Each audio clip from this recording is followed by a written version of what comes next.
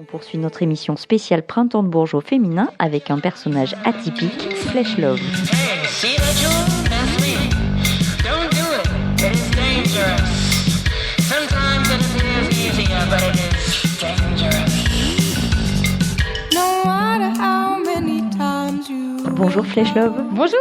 Alors tu faisais partie du groupe Cadet Bostani. Alors excuse-moi, je sais pas comment on le dit. C'est très juste, mais moi je le dis plus. D'accord, donc toi tu le dis plus, donc tu faisais partie de ce groupe. Maintenant tu fais un projet solo. Alors pourquoi cette envie ? J'ai toujours eu envie de faire un projet solo parce que j'avais envie de faire les choses à ma sauce, à la sauce Flesh Love. Et du coup j'avais envie de liberté, de bienveillance, d'amour, et donc c'est comme ça que c'est arrivé aussi. S'il y avait un mot pour te qualifier, un seul, tu choisirais lequel ? C'est dur. Mais c'est difficile de s'auto-qualifier. C'est une super bonne question. Je dirais peut-être curieuse. Très bien, curieuse. Alors, qu'est-ce que tu as envie de montrer avec ton projet solo ? Je crois que ma principale ambition, qui est un peu particulière, c'est de parler de spiritualité. J'aimerais tellement que les gens partent du concert en se disant, en se sentant un peu plus conscients de leur potentiel. C'est ça que j'ai envie. En fait, je vois pas tellement de but de faire de la musique à part... bien sûr, il y a une dynamique un peu sociétale où je dénonce des choses, mais pour moi, la spiritualité, c'est le centre de ma vie. Et j'ai envie de l'apporter un peu dans la musique, que ce soit pas obligé de passer, par des livres un peu spécialisés ou par des réseaux qui puissent être un peu... qui puissent décourager aussi des fois certaines personnes. Et donc amener la spiritualité là où on l'attend pas. Et tout le monde en a besoin. Donc du coup, c'est vraiment mon ambition principale, c'est ça. Alors ça se ressent dans tes clips, ça. On va parler notamment du clip du morceau Omusuna. Tu l'as créé en 2017, il est sorti et c'est une collaboration avec le bijoutier de l'électro Ron, je dirais. Alors comment ça s'est passé votre rencontre et comment vous avez travaillé ensemble sur ce morceau ? On avait une connaissance en commun et à l'époque j'étais en train de travailler sur mes prods, donc j'étais pas encore prête à sortir mes prods, j'étais vraiment, à la jeunesse du projet. Et on me demandait un peu avec qui j'avais envie de travailler. Et Rhône, ça fait partie des gens que j'ai beaucoup écoutés, surtout le morceau Bora Vocal avec Alain Damasio, qui est un morceau pour moi qui me bouleverse. Et du coup, j'ai lancé comme ça Rhône, et on m'a dit, bon, écoute, on va essayer. Et Rhône, c'est quelqu'un de très spontané, d'extrêmement gentil. Ça me changeait de ce que j'avais vécu auparavant, donc j'avais été très impressionnée de voir quelqu'un avec autant de talent et autant d'humilité. C'est quelqu'un de très humble. Et du coup, en fait, il m'a envoyé une prod qui faisait, 10 minutes. J'ai improvisé pendant 10 minutes. J'ai envoyé 2 versions différentes. Et il m'a dit c'est hyper bien. Et du coup, après, on a fait le découpage. Et Omusuna est né, qui est un morceau complètement abstrait, sans refrain, sans couplet. C'est une espèce de poésie. C'est une déclamation comme ça. Donc voilà, j'ai eu beaucoup de chance sur ce coup. Et ce clip, c'est un espèce de rituel. Justement, on va revenir à ce que tu disais tout à l'heure. C'est un espèce de rituel initiatique, peut-être ? Oui, complètement, avec des derviches tourneurs. Les derviches tourneurs, moi je me suis beaucoup intéressée au soufisme, qui est une des branches assez spirituelles et magiques de l'islam. J'ai lu Rumi, qui m'a assez transcendée, et j'ai commencé à suivre, j'ai fait un stage de danse de derviche tourneur, pour un peu savoir qu'est-ce que c'était comme type de danse, et c'est très compliqué d'ailleurs. Les gens ont l'impression que tu tournes sur toi-même. Non, parce que si tu n'es pas ancré, en fait ce qui est assez particulier, c'est que ça allie à la fois, il faut être ancré et le lâcher prise. Et donc trouver son ancrage et ensuite tourner, être dans le lâcher prise, ce qui est difficile à faire les deux en même temps. Oui, parce qu'à la fois c'est très lent. Oui. Et tu peux tenir des heures. En l'occurrence, moi j'ai tenu même pas une minute, c'est très difficile. Et donc voilà, j'avais envie d'amener cette partie de ma culture aussi, parce que je suis à moitié algérienne, j'ai été éduquée dans la culture musulmane, donc voilà, un peu dans la pop culture finalement. Voilà, et donc ça m'intéresse et je trouve que c'est très intéressant et je trouve que c'est magnifique et je voyais pas des danseurs hip-hop faire n'importe quoi. Enfin, pour moi, ça avait rien à voir. Je voulais vraiment que ça propose quelque chose de fort au niveau de l'expérience. Et en plus de cette image-là, de cette danse, le tatouage, pour toi, l'aspect costume, enfin, tu as des espèces d'ongles longs sur scène. Est-ce que ça fait partie de tout cet imaginaire que tu veux donner au public ? Le truc, c'est que moi, au quotidien, je me trouve pas spécialement intéressante. Je pense que je dois avoir le syndrome de l'imposteur, un peu comme beaucoup d'artistes.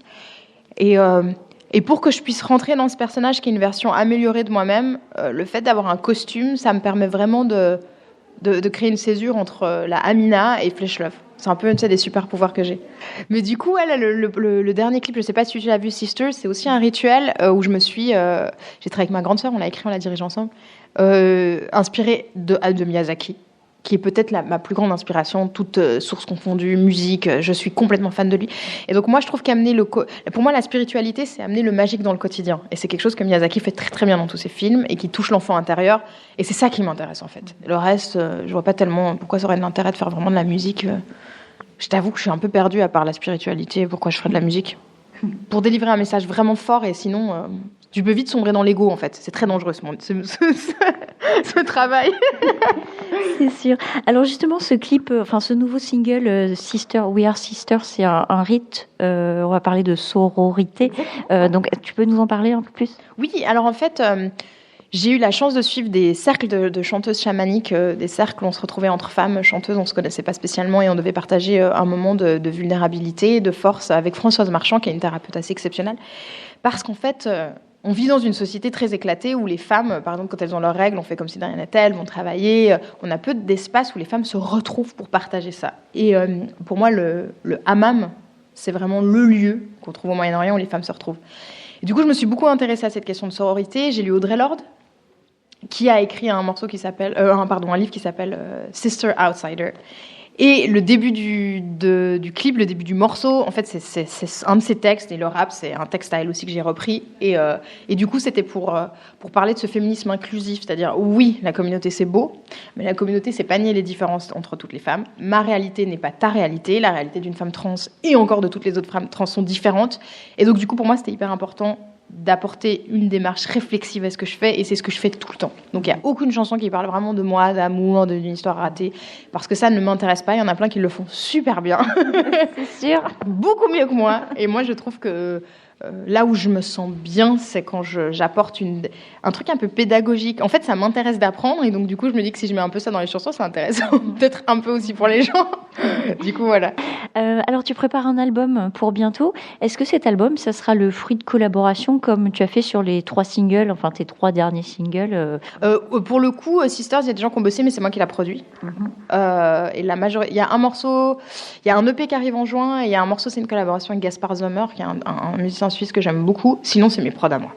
Je suis plus rentrée dans un truc je rentre dans ma bulle, et après, je travaille des fois avec un arrangeur qui s'appelle Damien Traversa et qui m'a aidé avec tout ce qui est violon et qui m'aide des fois à avoir une distance avec ce que je fais, mais je produis toutes mes tracks, je les écris, je les compose.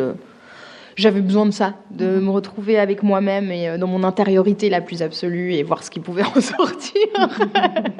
Bon, c'est pas mal ce qu'il en sort pour l'instant. Je sais pas, tu sais, tu finis par perdre la distance. Tu sais même plus si ce que tu fais c'est génial ou si c'est nullissime. Donc je suis dans une phase de ma vie où j'apprends le lâcher prise. C'est-à-dire, à partir du moment où tu as créé, tu lâches et tu laisses le morceau vivre. C'est pas évident. Tes morceaux, ils appartiennent au public. Exactement. À partir du moment où tu les joues. Exactement. Et comment ça s'est passé, justement, sur scène tout à l'heure ? En fait, moi, je suis toujours très surprise parce que j'ai pas sorti d'album. Les gens connaissent à la limite Sisters et Umusuna, mais il y en a plein qui savent pas. Et à chaque fois, les gens écoutent. Et ça me touche énormément.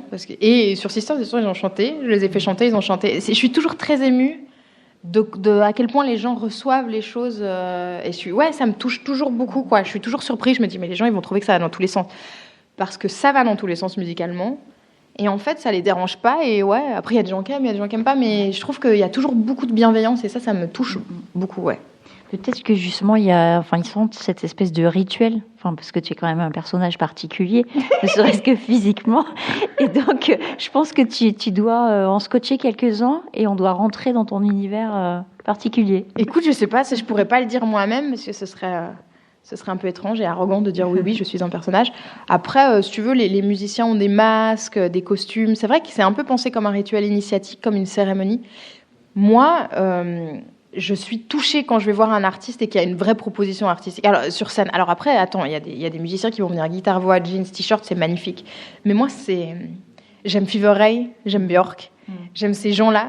Et après, il y a des gens guitare-voix qui vont me toucher, mais il y a un truc où quand la proposition, pour moi, elle est à 360 degrés, autant musicalement qu'artistiquement, qui m'aide à sortir de mon quotidien. Et c'est ça aussi qui m'intéresse dans la musique. Une première partie de Björk, ça tirait tout à fait. Donc. Non, je serais trop impressionnée, mon Dieu. Ah non, mais Björk, je serais trop impressionnée. Je pense que j'oserais pas chanter. Non, mais c'est une légende. C'est une légende. Et ce qui est très fort chez Björk et qui me touche énormément, c'est qu'elle soit toutes ces années restée fidèle à elle-même.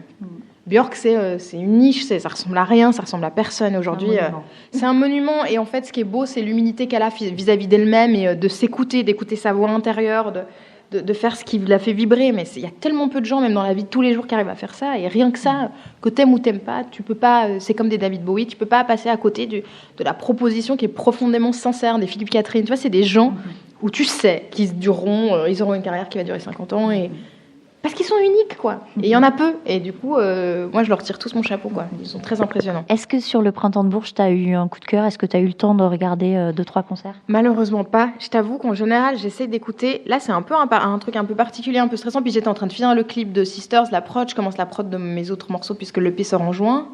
J'ai pas écouté. Après, juste avant moi, il y a Juicy qui est passé. De ce que j'ai entendu, ça avait l'air hyper bien. Mais il y a des trucs hyper bien. C'est pour ça que ce truc de compétition, pour moi, ça n'a aucun sens. Mettre en compétition des gens qui font des choses différentes. C'est très étrange qu'on n'ait pas encore questionné cette façon de considérer la musique ou les arts en général, de faire des compétitions, mais tous les gens. Alors ça véhicule un truc super violent de ce que ça renvoie aux autres. Et du coup, dans les festivals, les gens se parlent pas parce qu'ils ont l'impression d'être en compétition. Pour moi, le fait d'être sélectionné, c'est déjà énorme. Donc, gagner, c'est quoi? Moi, je gagne au milieu de gens qui font du rock, du rap. Ça veut rien dire, en fait. Ouais, donc, du coup, je suis sûre qu'il y a des trucs... J'avais écouté Perroquet qui fait de la musique, parce qu'on s'était retrouvés dans une même soirée. Il est hyper gentil, ce garçon. Et il fait des trucs éthiopiens. J'avais trouvé ça hyper bien. Il y a plein de trucs qui sont géniaux. Franchement, pour moi, il n'y a personne qui mérite plus que quelqu'un d'autre de gagner, quoi. Est-ce que tu as un dernier mot à rajouter? Prenez soin de vous. Ouais, ça va alors. Ouais, parce que c'est quelque chose qu'on a tendance à oublier. C'est d'abord de prendre soin de soi et s'aimer profondément avant de s'occuper des autres. Donc prenez soin de vous, c'est très, très important. Merci beaucoup. Merci à toi, merci beaucoup. Avant de continuer notre émission spéciale Printemps de Bourges au féminin, on va écouter Umusuna de Flesh Love.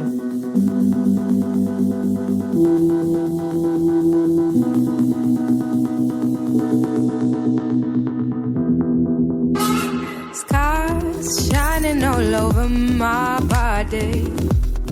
I'm a work of art. Skies shining all over my body. I'm my own jewelry. I'm my own jewelry. You can see me from far. You can see me from far. You can see me from far. Some think I'm a planet, 'cause they see me glowing in the dark. Some think I'm a northern star, a brand new one no one has ever discovered. My shining stars protect me from myself. My shining stars protect me. When I finally understood that I was the universe, I embraced myself and the others too. I'm divine, we are divine. We are the elements and our power is limitless. I'm not afraid, 'cause I'm the love. And you shouldn't be afraid, 'cause you are the love too. We are only prisoners of our mind, of our mind, of our mind. I'm the sun, I'm the light, I'm the dark, I'm the dawn. We are the sun, we are the light, we are the dawn, we are the dawn. I'm the fire.